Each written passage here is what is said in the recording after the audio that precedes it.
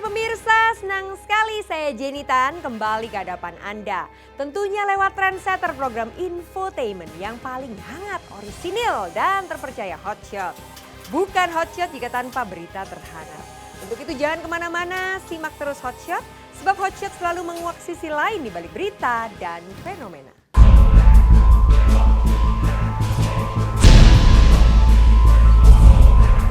Sepekan lebih mengguncang dunia hiburan, kasus pencabulan anak di bawah umur yang melilit Saipul Jamil kian mendulang babak penuh kejutan.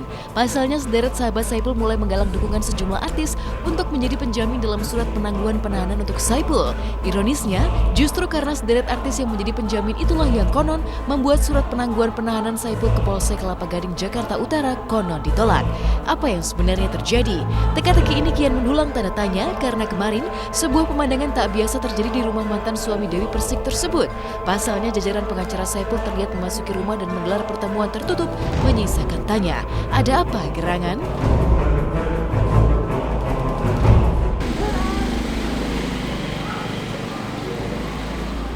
Normal aja, semua berjalan normal. Kita hanya menjalankan tugas dan Bang Ipul juga menjalankan kewajiban, penyidik juga menjalankan hak. Ya, kami mengucapkan terima kasih banyak kepada teman-teman, rekan-rekan Bang Ipul sesama artis ya. Mudah-mudahan Bang Ipul diberikan penangguhan, mudah-mudahan. Ya, teman-teman dari teman-teman artis, teman-teman Bang Ipul yang sudah bersedia memberikan jaminan itu ya, syukur banget.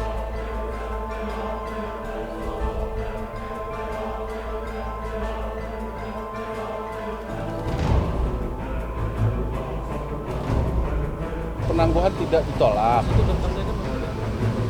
Jadi gini, penangguhan sudah diajukan. Yang menjamin adalah tim penasihat hukum, ditambah keluarga. Nanti akan ditambah lagi untuk tokoh-tokoh masyarakat ya. Seperti itu, bukan ditolak. Tidak ada itu.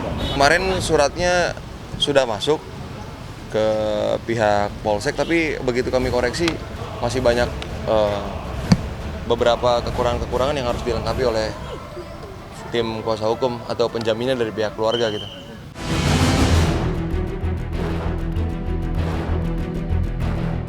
Sementara pihak pengacara Saipul menyusun strategi baru, gelombang kejutan kembali mendera Saipul Jamil.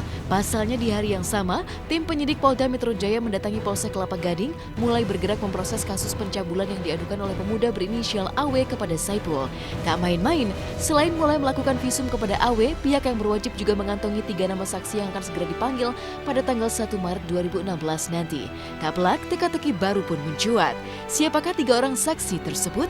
Benarkah 3 orang saksi yang dipersiapkan pihak yang berwajib itu akan semakin memberatkan posisi Saipul yang sudah mendekam di tahanan Polsek Kelapa Gading untuk kasus pencabulan anak di bawah umur? Hari ini kami sebagai penyidik Renakta Polda Metro Jaya Reskrimum akan berkoordinasi dengan Polsek Kelapa Gading guna penanganan kasus SJ, di mana atas kami sini koordinasi berdasarkan laporan polisi yang kami terima dari pelapor AW ke unit kami. Maka hari ini upaya-upaya yang kami lakukan, kami akan melakukan di pemanggilan terhadap 3 orang saksi.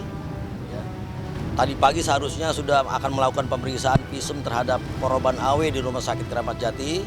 Mengingat korban sedang ada keperluan menurut dari lawyernya, maka ditunda hari Senin pagi. Untuk saksi, 3 orang saksi ini kita akan panggil untuk pemanggilan hari Selasa besok, tanggal 1 Maret. Kita akan melakukan pemeriksaan SJ untuk kapasitasnya sebagai saksi terlebih dahulu. Itu nanti akan dipanggil di... Ya mungkin nanti akan pemeriksaan mungkin dilakukan di Polsek Kelapa Gading ya. Kondisi Saipul yang kini dihimpit 2 tuntutan kasus pencabulan dari 2 orang yang berbeda sontak mengguratkan tanya.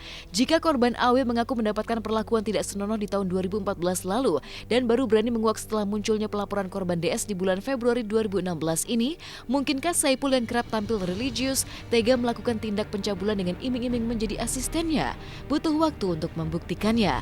Yang jelas, akhir-akhir ini di dunia maya kian heboh akibat beredarnya video rekaman proses berita acara perkara atau BAP yang dilakukan Saipul di Polsek Kelapa Gading. Video yang diduga diambil saat hari pertama Saipul ditahan dan menjalani proses BAP itu bahkan konon menuai perbincangan panas publik karena menguak teka-teki miris seperti berikut ini. Enggak, dia begini tidurnya macam ya tidur. Bangun gitu. Bangun. Yang di apa yang dipegang kepala dulu. Bangun. Jadi aku langsung rehat kaget gitu. Sekali doang. Jadi buka. Dia langsung kaget. Udah, setelah kaget mau kayak orang marah gitu. Hitungan detik. Langsung juga hilang, Pak. Nggak tahu maksudnya. Ya kan nggak ada niat untuk ke situ. Video itu tidak bisa kita katakan sebagai alat bukti ya, karena nanti walaupun dibawa ke persidangan itu kan ditolak. Itu bukan dari ini kan, bukan dari berdasarkan nanti yang ditandatangani ya. Ada pengacara kok. BAP-nya saya baca. Apakah Anda menggunakan pengacara? Iya, saya menggunakan pengacara namanya bla bla bla. Ada. Kalau dia menolak, saya bilang, Mas, kalau Mas menolak pengacara ini, kenapa jawabannya menerima? Siap didampingi dengan pengacara A. Kalau dia menolak, ya tolak aja dong. Nggak cacat hukum. SJ mau berkelit, mau diam, mau apapun nggak masalah. Tapi kami punya 4 alat bukti. Di undang-undang, 2 alat bukti plus keyakinan hakim itu bisa untuk menjadi dasar hakim memvonis orang. Kita punya 4, dan saya tidak boleh kasih tahu. Tak pelak, teka-teki baru pun mencuat. 4 bukti pamungkas apa yang telah dikantongi oleh pihak yang berwajib sehingga konon bisa menjerat Saipul sampai ke meja hijau. Uniknya belum terjawab teka-teki ini, sebuah kejutan baru pun terjadi. Ya, terancam dengan pasal tentang Undang-Undang Perlindungan Anak dengan ancaman hukuman maksimal 15 tahun penjara. Baru-baru ini pihak pengacara korban DS pun membenarkan kalau pihak Saipul Jamil telah meminta untuk melakukan pertemuan dengan pihak DS. Ada apa gerangan? Mungkinkah pihak Saipul yang semula begitu garang kini mulai mencari jalan damai? Benarkah meski telah berusaha melakukan proses BAP tambahan baru, tapi posisi Saipul kini terjepit dan lemah sehingga berusaha mencari jalan damai? Kalau menurut keterangan dia itu bangun karena satu, dia pun juga dengar suara. Jadi aku bangunin dulu, kalau mau bangun, ya udah aku iseng lah pokoknya ya hilang gitu. Kaget aku juga kaget juga. Itu teriak kayak yang ya kayak orang kayak dengar bom atau apa gitu. Aku ikut kaget, akhirnya saya bilang udah langsung aku kamar aku lagi, terus dia langsung nyamperin aku udah begini gitu. Aku pikir ya maksudnya ya karena aku kan cuma iseng, aku pikir ya nggak sampai kayak begini kan. Aku juga nggak ada pikiran negatif apa-apa gitu. Katanya dia mau lapor ke sini.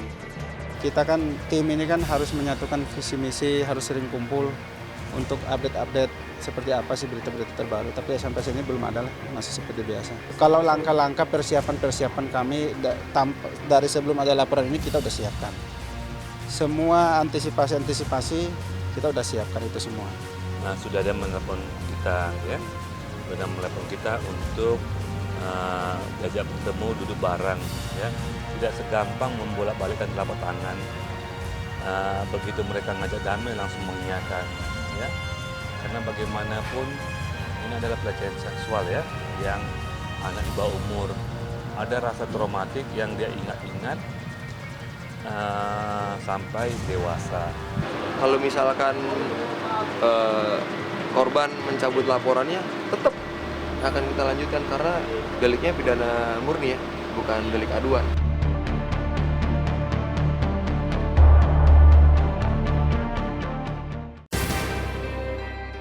Kabar mengejutkan datang dari pasangan Syahrul Gunawan dan Indriani Hadi. Syahrul digugat cerai oleh istrinya di Pengadilan Agama Jakarta Selatan. Gugatan ini didaftarkan pada 23 Februari 2016. Sebelumnya pasangan ini pernah dilanda isu perpisahan namun membantah. Benarkah perpisahan mereka sudah terjadi sejak lama dan apa penyebab prahara rumah tangga mereka? Simak di Hot Shot sesaat lagi.